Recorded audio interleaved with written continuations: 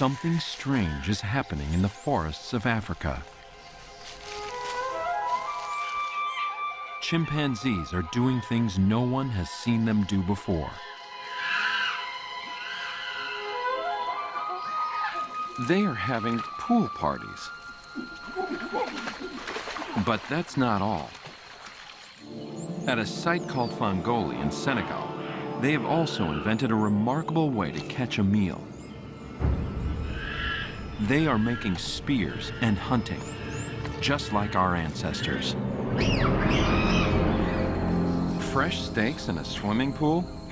How long until they fire up the barbecue? After all, the great apes, chimpanzees, orangutans, gorillas, and bonobos seem so much like us. It's hard not to feel a deep connection. We have come to see that we're much more similar to them than we ever imagined. But for every revelation about the power of their minds, another shows up a stunning difference. If you think that human genetics and ape genetics are 99% the same, what we've managed to achieve and our current position on Earth is so strikingly different from that of the apes. We're trying to figure out what is it that makes us human. What's the little difference that makes the big difference? How big is the gap between them and us? What's holding them back? Inside Ape Minds, right now on this Nova National Geographic. Nova is provided by David H. Koch and Discovering New Knowledge. HHMI. and by the Corporation for Public Broadcasting, and by contributions to your PBS station from viewers like you. Thank you.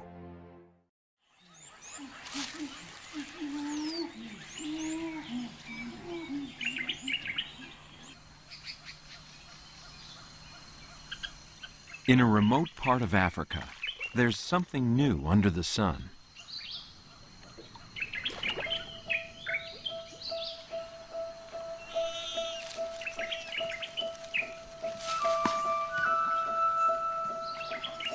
Our closest living relatives are getting bold. Chimps are supposed to be afraid of water. But this young male is climbing down for a dip.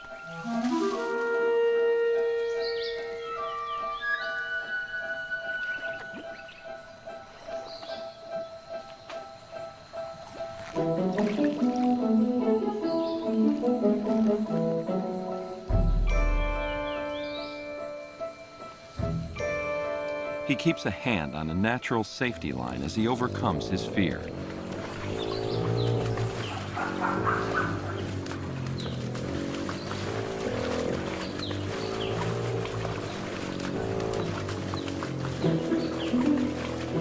Has a boy or girl ever had more fun in a swimming hole? Wild chimps have never before been seen playing like this.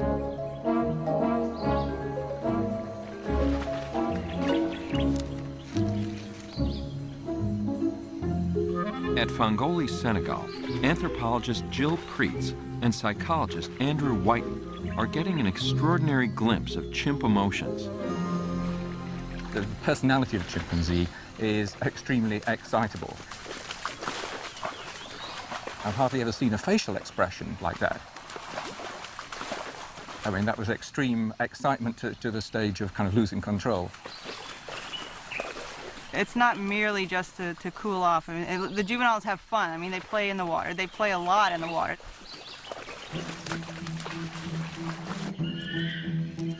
This is only one of a rush of discoveries that is painting a surprising new portrait of ape minds. They are more like us than most researchers ever imagined. One by one, the skills and emotions we once thought were uniquely human are being found in apes. Still, certain specific mental gaps, The little differences that make the big difference will ultimately explain why we study them and not the other way around. While the swimming hole is revealing chimps' emotions in the field, a new laboratory study is showing off their amazing rational powers. At the Max Planck Institute for Evolutionary Anthropology in Leipzig, Germany, psychologist Josep Kolb places a peanut in a clear tube. How can the chimpanzee get the snack? She has never seen this puzzle before. For 10 minutes, there is no solution in sight. And all of a sudden, boom, they solve it.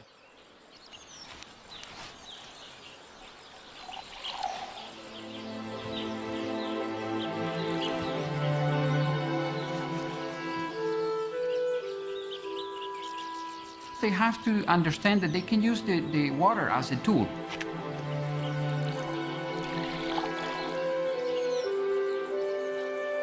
This is interesting because the water itself, it doesn't have any shape. Using water as a tool seems like something we would do on a good day.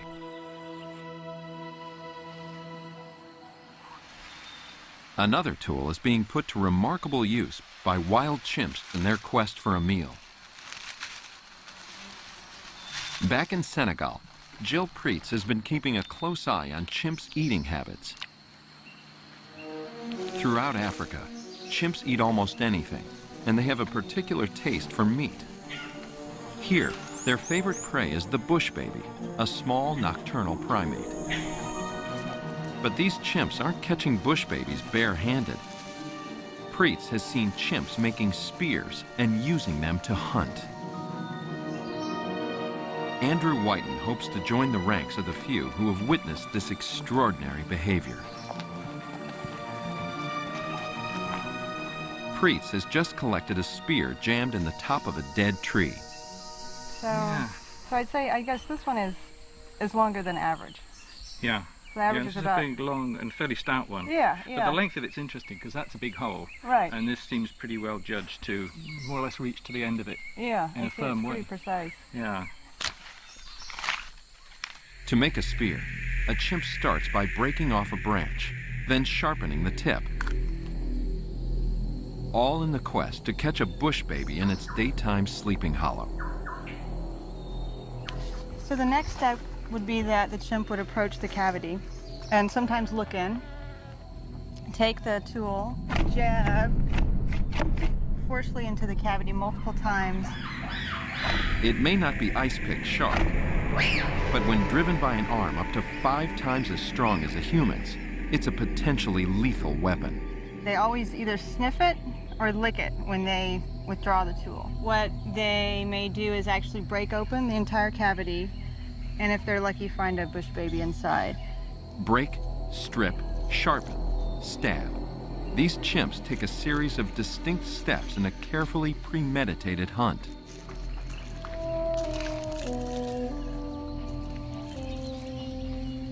For Andrew Whiten, this discovery may offer a window on our own past. Hunting's fascinating to us humans, particularly if we're interested in the evolutionary story of how we got here. Our ancestor 5 or 6 million years ago was somewhat like a chimpanzee. We know that then later in the evolutionary story we became big game hunters, using a lot of weaponry, butchery tools, and were bringing down large prey. So how did an animal like a puny ape reach that stage?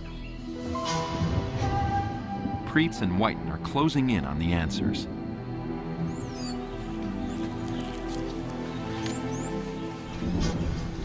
Most of the 20 spear hunts Preetz has observed have taken place during the rainy season.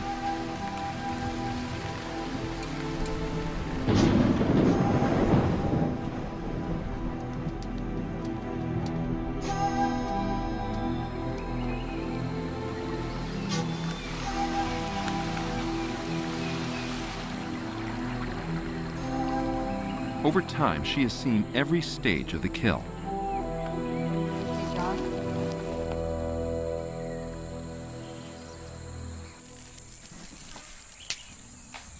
A chimp is inspecting a hollow, looking for a bush baby.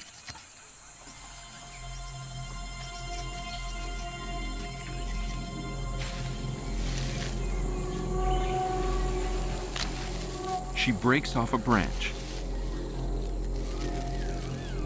and makes a spear. The first time I saw a chimp make a tool, I think I said something like, "Where is she going and what is she going to do with that tool?"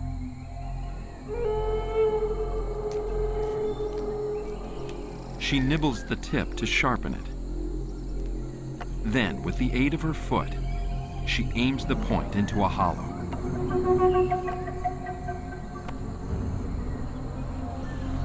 Preetz has made a landmark discovery.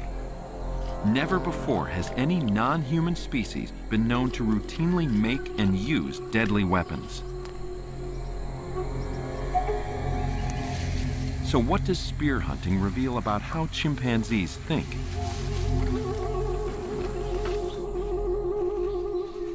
Preetz and her team have seen about half the chimps here brandishing weapons, which means spear hunting has spread through much of the group. That seems natural to us, but generating ideas and sharing technologies, that's one scientific definition of culture.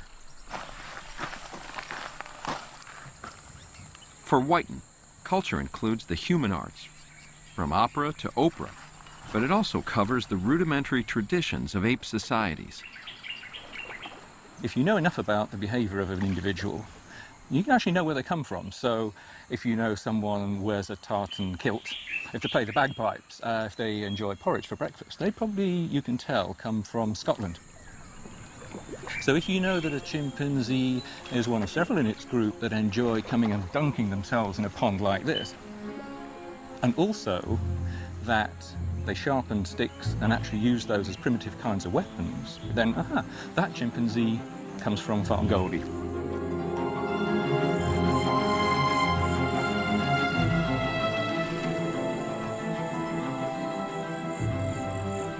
Whiten is trying to discover what kind of mind can lead an ape to culture.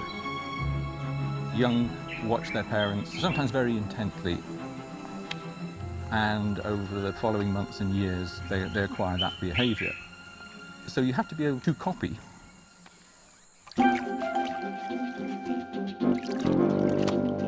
When apes live alongside people, they sometimes copy our behaviors naturally, without any training.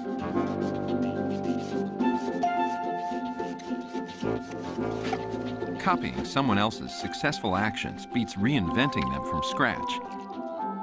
But it's a lot harder than it looks. When these bonobos in the Congo started imitating each other, it seemed like play.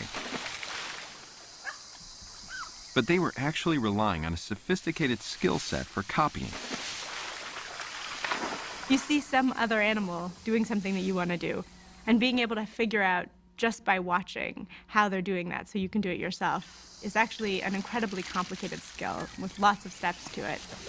You have to know what it is about what they're doing that leads to some goal that animal has. You have to be able to know enough about that goal to recognize that you share that goal. You have to know how is it physically working.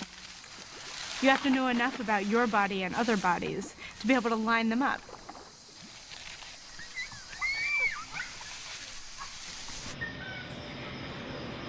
To prove that one ape can copy another, a student of Andrew Whiten's devised an experiment.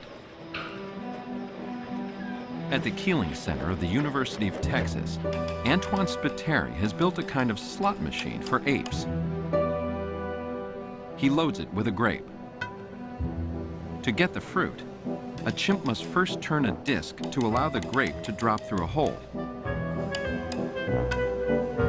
Next, a chimp has to move a handle that opens a door to release the fruit payout. Spiteri now trains a chimp named Judy how to work the device.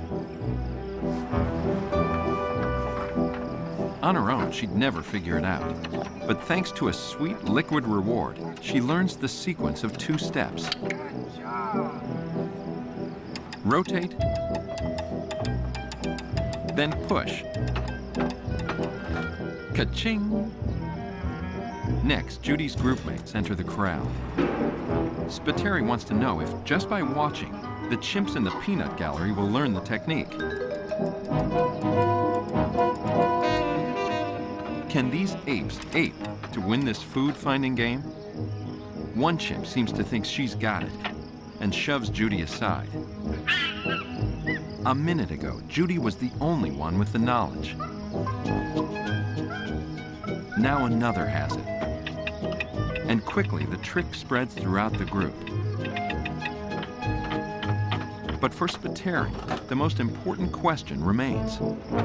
Have the kibitzers next door also learned the solution? They have no social ties to the original group. In fact, they are hostile to them. Would they set that aside to keep up with the Joneses next door? In no time flat, they're working the slot machine like old pros. Rotate, then push the handle. Call it the Texas two-step. Learning by imitation is an essential skill for culture. And culture, along with the complex thoughts and emotions behind it, were long believed to be uniquely human. The history of Western thought has always been premised on the idea that they're beasts and they're humans. Then humans are touched by the spark of God and beasts are just beasts. Something of a revolution came in 1960 when a young researcher with support from the National Geographic Society set up camp in Tanzania. Jane Goodall observed that chimps' emotions seemed much like ours, especially the tenacious bond between mother and baby.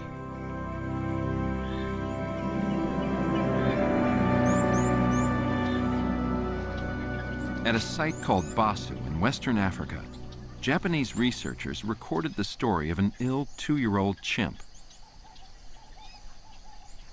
Her mother touches her forehead as if to check for fever. As the baby's strength ebbs, her mother remains devoted. When I see the scene of the mother looking at the baby, I really recognize the emotional life of chimpanzees are so similar to us. For weeks after the baby's death, her mother carries the body. Is the mother grieving? Defiant? Can an ape be in denial? It's impossible to say exactly what the mother is thinking, but hard to dismiss her feelings.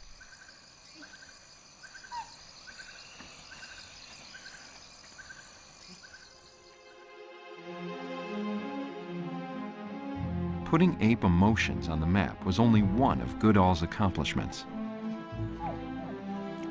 She also found powerful evidence of their intelligence. Goodall was the first to report chimps making and using tools, in this case to fish for termites.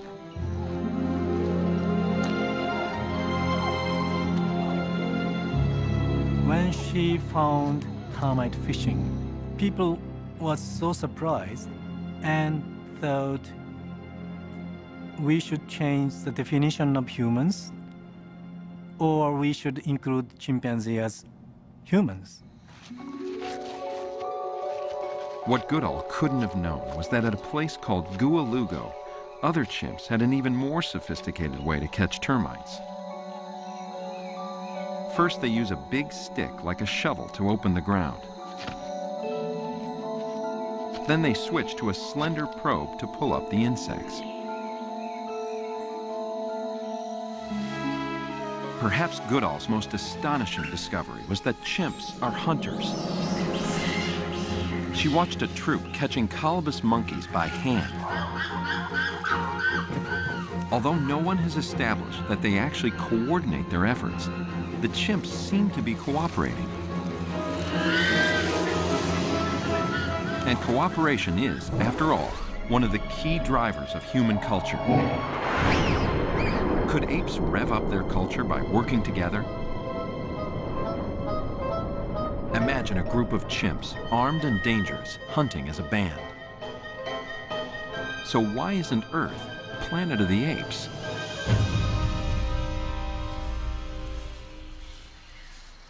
Do apes even have the capacity to cooperate? A series of new studies reveals the rudiments of teamwork in the great apes, but they still come up short.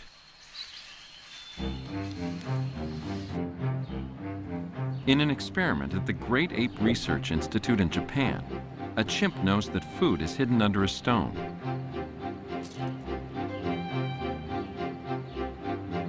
Then researchers swap in a heavier stone.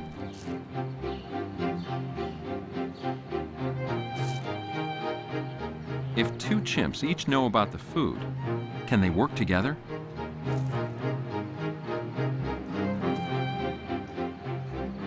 In repeated trials, no pair of chimps ever communicated to synchronize their pulling. Swap in a person, researcher Satoshi Harada, and chimps still don't collaborate. At first. But eventually they figured out the sweet rewards of cooperation.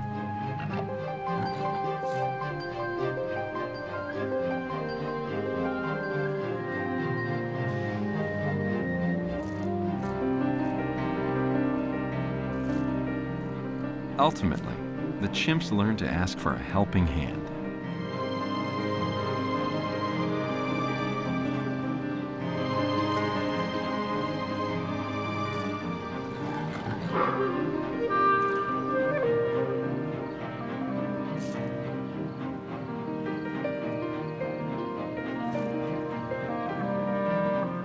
A needy chimp may recruit help from a person, but will it ever offer assistance?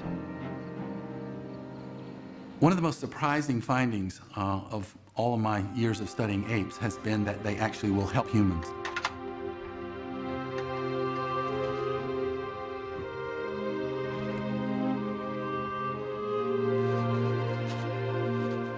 If you're reaching for an out-of-reach object, if they understand what your goal is, then they will help you.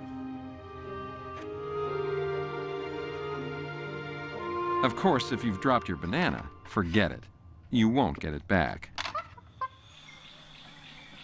Chimps can understand what someone else wants. And one study shows that they can even interpret another's actions as good or bad. In Leipzig, Germany, a chimpanzee is about to receive a tray of monkey chow. At the same time, he's given a rope under the platform. He can pull any time to collapse the platform and end the experiment.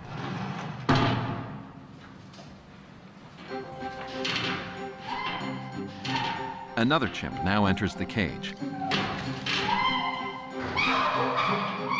This chimp is free to pull a second rope on top of the tray. The first chimp is ticked off. He pulls the hidden rope and the game's over.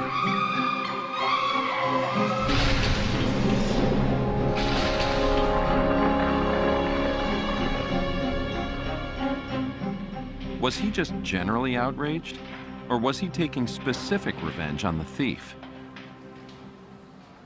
To find out, the researcher now moves the food. Once again, the first chimp has lost his food to the second.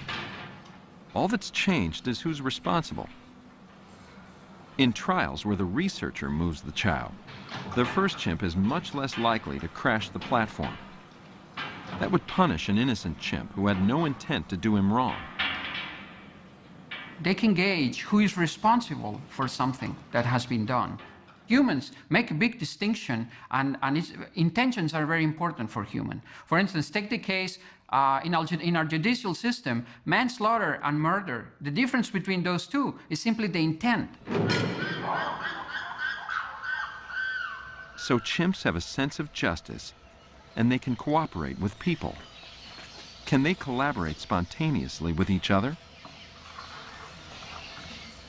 Researchers also from the Max Planck Institute placed fruit on a board just out of a chimpanzee's reach.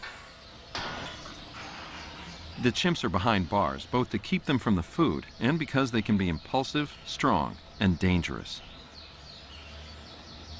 When a solo chimp can reach both ends of a rope, it hauls them in and gets all the food.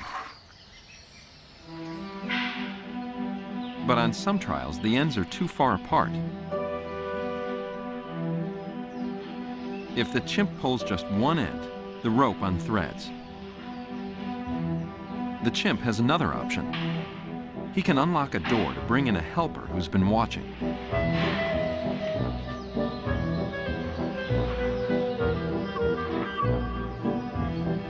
The two chimps now work together.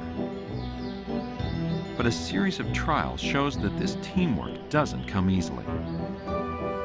The helper must be a friend, and the food divided into separate dishes. Can a more loving ape cooperate better? At Lola Ya Bonobo Sanctuary in the Congo, victims of the pet trade are raised by human mothers. When these bonobos grow up, they will spend their days outdoors, becoming savvy about life in the forest. Bonobos are the most social of the great apes, and in their groups, all friends are friends with benefits. A simple way to diffuse tension. Calmer than chimps, how do bonobos do on the cooperation test? Brian Hare places food in a central shared well. Okay, ready? 1, 2, 3. All the food is in the same dish. So it's very easy for one individual to bump the other individual out of the way and steal it all. Okay, Nikasi. Okay, 1, 2, 3, go!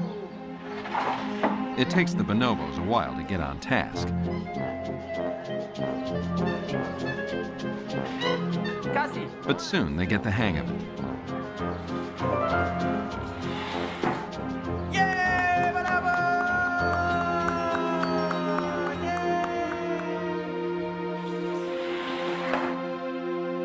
With their more congenial temperaments, bonobos are more cooperative than chimps are.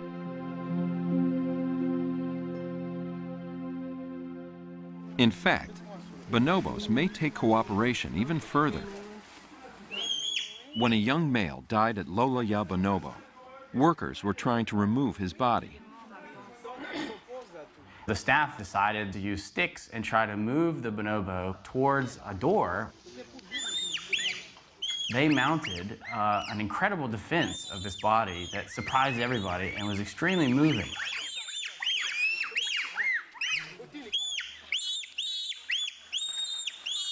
That's a fascinating reaction on the part of the bonobos. They were not related to that individual, and yet they took extreme risks to protect his body. As they fend off the humans, it seems as if they're cooperating. But what does it take to work together? Are they comparing the number of staff to their own troops? Can they calculate it all?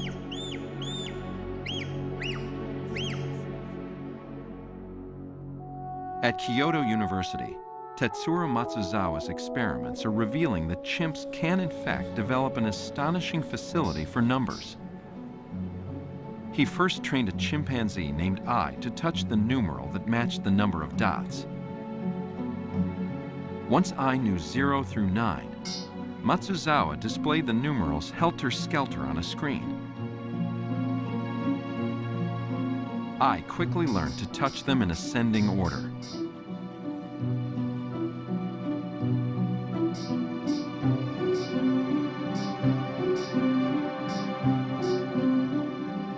In the final test, Matsuzawa piled on. As soon as Ai touches the numeral 1, white squares cover up the remaining numerals. Can the chimp possibly remember all the locations and touch them in order?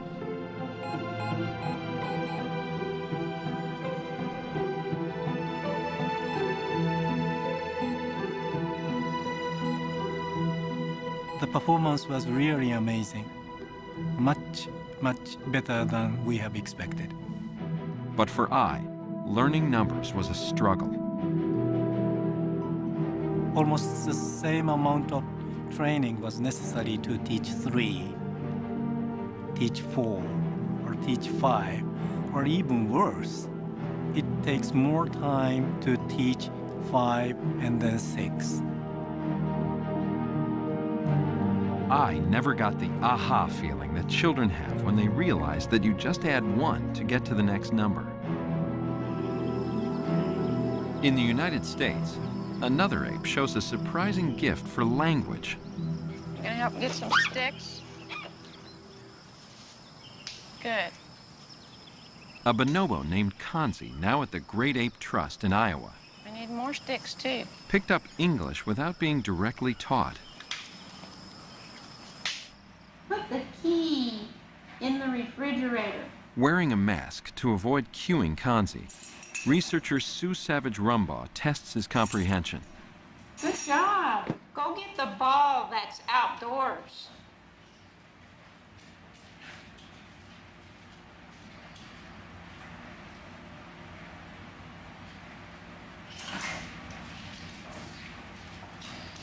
Very nice. Thank you, Kanzi.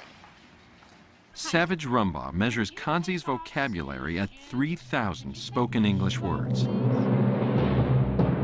While apes can master words and numbers, other research shows that something else is limiting their cooperation. Apes have emotional issues, rivalry, violence, and most of all, they're impulsive.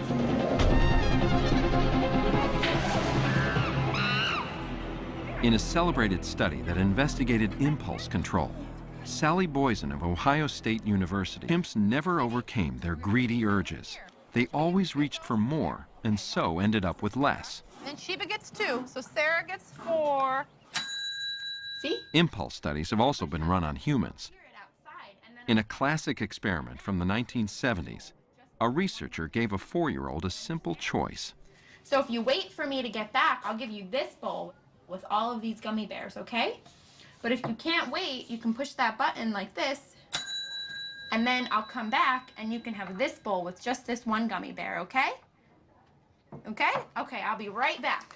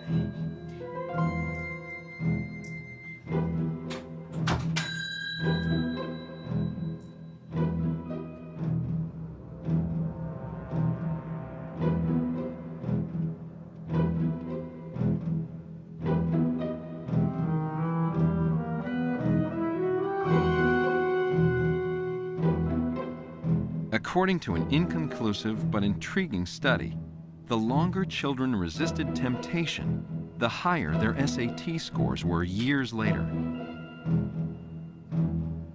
In any case, the differences between people are small compared to the gaps separating humans and apes. Maybe one of the first things that happened during our species evolution is we became much less emotionally reactive. Maybe that's one of the big differences that may explain why we solve problems so differently. We sort of got control of our emotions. Can apes be given skills to help them master their emotions? Now you watch real carefully. Sally Boysen trained a chimp to understand numerals. 2, 3. Eyes. Symbols can make you free. They can help distance an ape from its impulses. But outside of the lab, apes don't seem to use symbols. Still, ape minds seem to share many of the amazing features of the human mind. They have sophisticated social emotions, They can cooperate. They have culture. 5, 4, 3, 2, 1. Their mental rocket is on the launch pad. Why isn't it taking off? The human brain rocket certainly had liftoff. On an average day, human beings file thousands of patents, post tens of thousands of internet videos, and think millions of thoughts that have never been thought before. Our closest relatives are different. On a good day, an ape is lucky to use a tool to crack a nut. What prevents ape culture from igniting like the human version?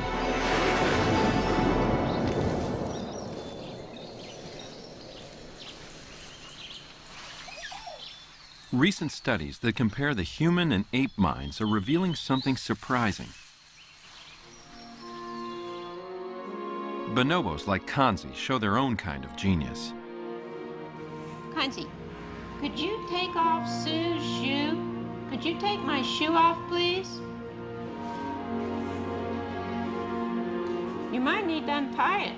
Even skeptics agree that Kanzi understands more words than any other non-human animal. He also uses an array of visual symbols to communicate. But on closer inspection, Kanzi, like all great apes, lacks the full mental package. Take Kanzi's use of language. Most of the time, he will use these symbols to request things, to say, take me there or give me that. Now, Kanzi will not use those symbols to talk about the weather or to just make small talk, which is a very human thing.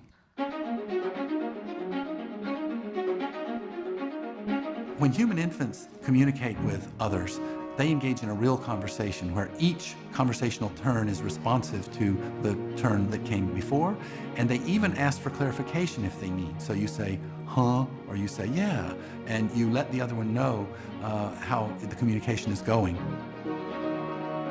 To engage in a real conversation, each speaker needs a sense of what the other is thinking. Call this skill mind reading. Young children haven't fully developed it.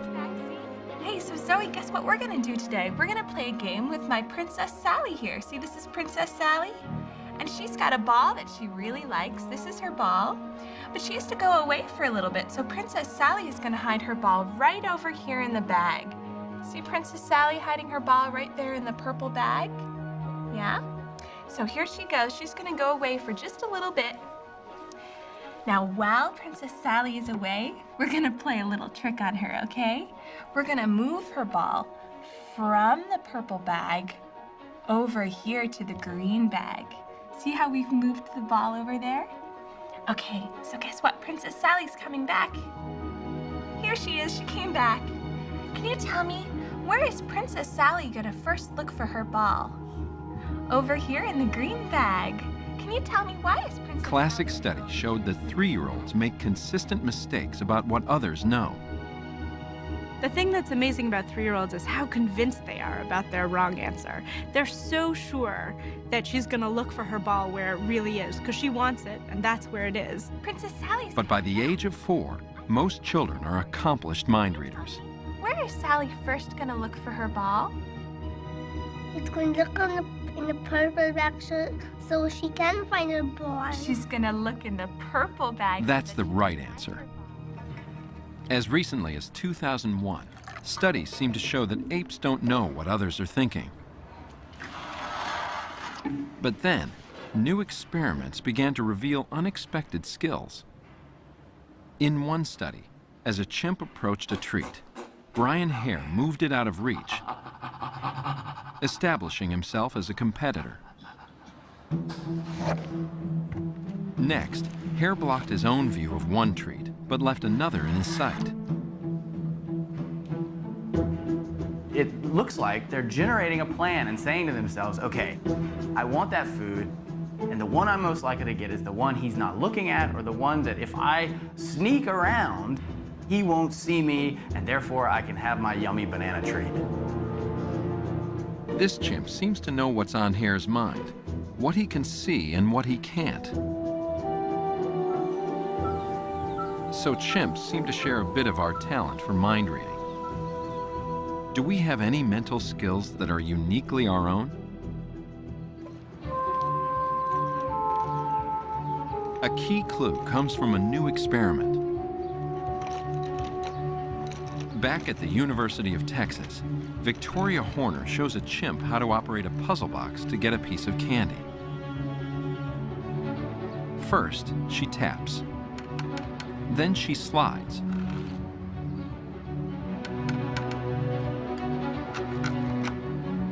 Next, she pokes.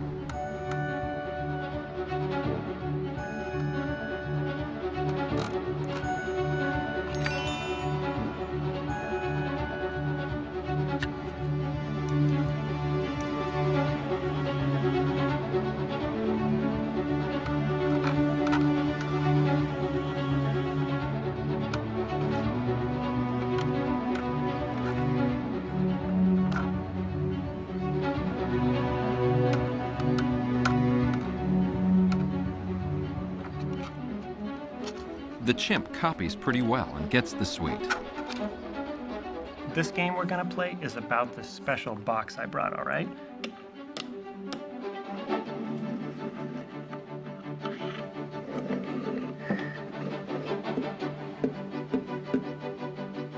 There's a gummy bear. It's your turn.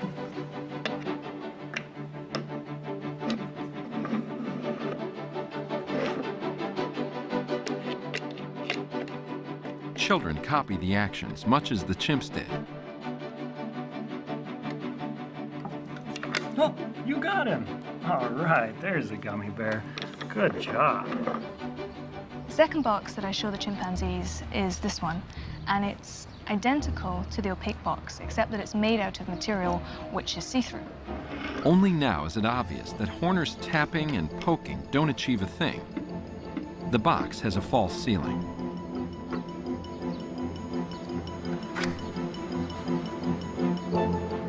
The chimps cut to the chase. They skip the needless steps. For the apes, it's all about the treat. What this study shows is that apes don't just mindlessly ape. They also understand something more about cause and effect.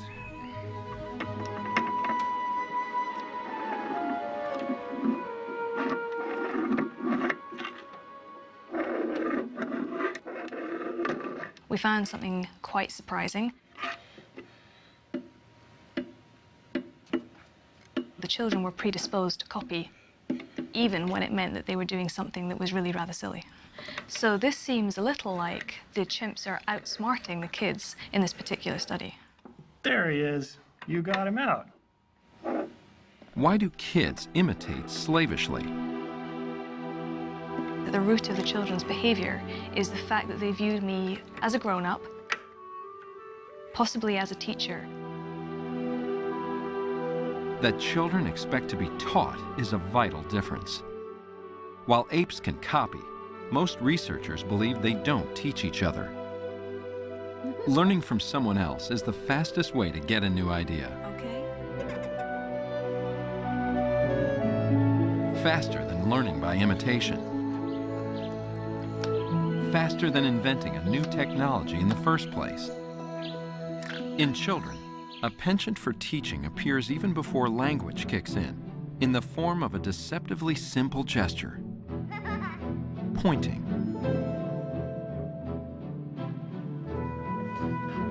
A toddler knows that the cup being pointed to is the one that hides a treat. Parents love it when their kids start pointing because it's evidence that the kid's trying to communicate with them. Parents definitely notice the difference between babies who just point to ask for things and babies who point to show them things. Apes don't seem to get that kind of pointing. It doesn't matter whether Brian Hare points or stares or orients his body. This young bonobo can't fathom that he is trying to communicate.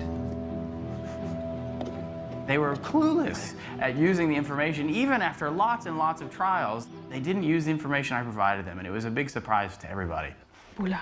But Hare suspected a certain domesticated animal would succeed. I sort of was thinking to myself, well, wait a second, I have a dog at home, and you know, he plays fetch, and when he loses his ball, he comes and looks at me, and if I point in a certain direction, he runs off in that direction and tries to find the ball.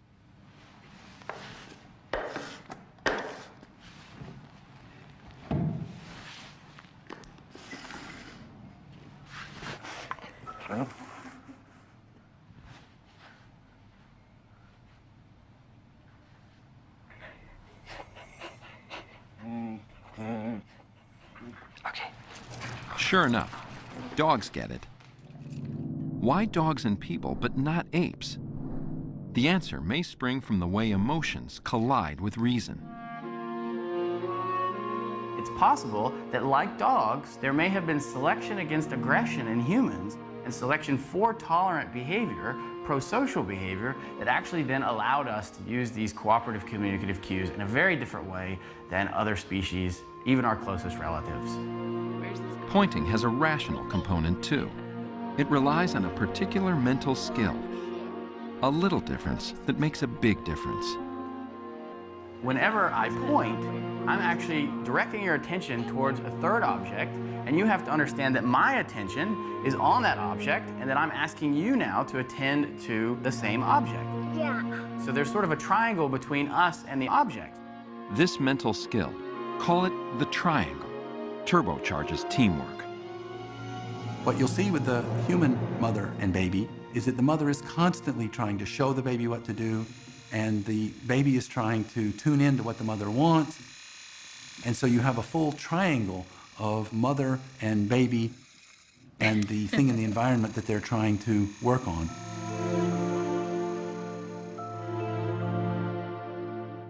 It's a special cognitive achievement. Yeah, that's right, Greenwood. Yeah. For some reason, kids do this naturally almost immediately. And curiously, apes can't get into that. At the moment, we have no evidence that apes have shared goals based on shared commitments. They do things together, they coordinate their actions together, but they don't have a shared commitment to a shared goal. The triangle is the core skill that makes teaching possible. Humans have it.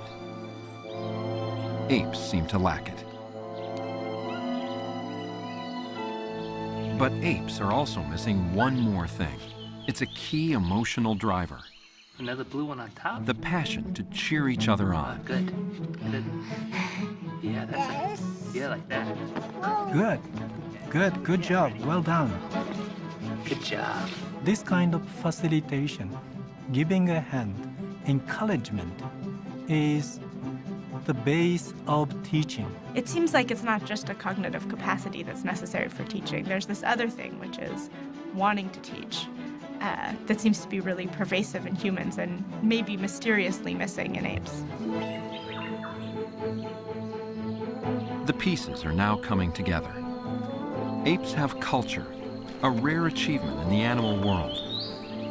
They can learn from each other by imitation, but this process is passive, often slow, and can easily backslide. Probably there's a lot of slippage. There's a lot of loss of cultural innovations between generations when you're talking about a chimpanzee. If an ape invents something new and important and interesting, maybe some others will learn it, maybe they won't. Unique among animals, humans have both the passion and mental skill to teach each other. When you're a student rather than a spectator, learning jumps to warp speed. That's because teaching locks in progress. Human cultural traditions have a cumulative quality, that each generation builds on the things of the previous generation.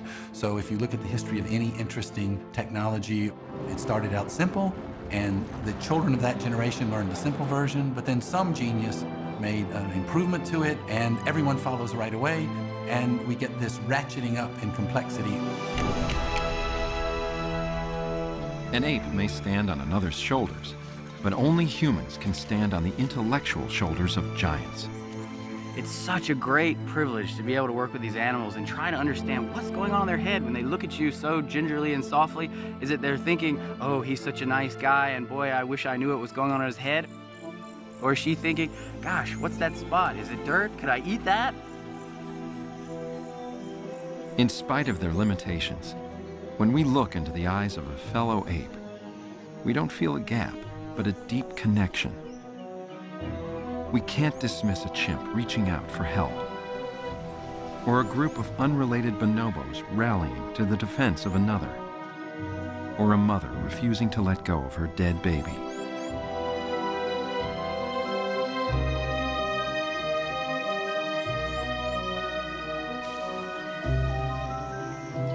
But as the most social of apes, we can't help reading thoughts and feelings into the mind behind any familiar face.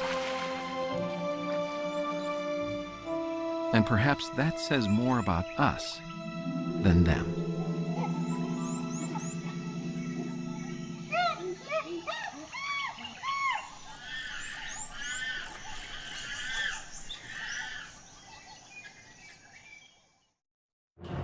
Major funding for NOVA is provided by David H. Koch and Discovering New Knowledge. HHMI. And by the Corporation for Public Broadcasting, and by contributions to your PBS station from viewers like you. Thank you. I am PBS.